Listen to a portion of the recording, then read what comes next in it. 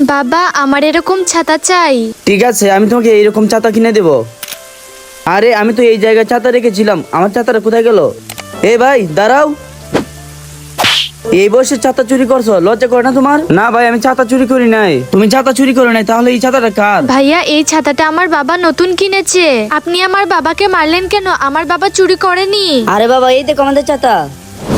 আরে ভাই আমার ভুল হয়ে গেছে, আসলে আমাদের দুজনের ছাতা একরকমই দেখতে। এই নাও ভাই ছাতা। বাবা, আমারও এরকম একটা ফুটবল চাই। চল আমি তোকে কিনে দিচ্ছি।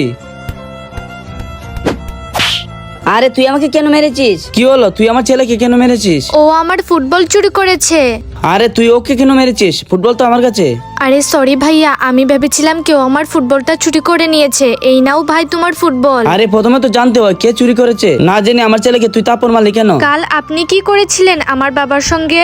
না জেনে শুনে কখনো কারোর সঙ্গে এরকম ব্যবহার করা উচিত নয়।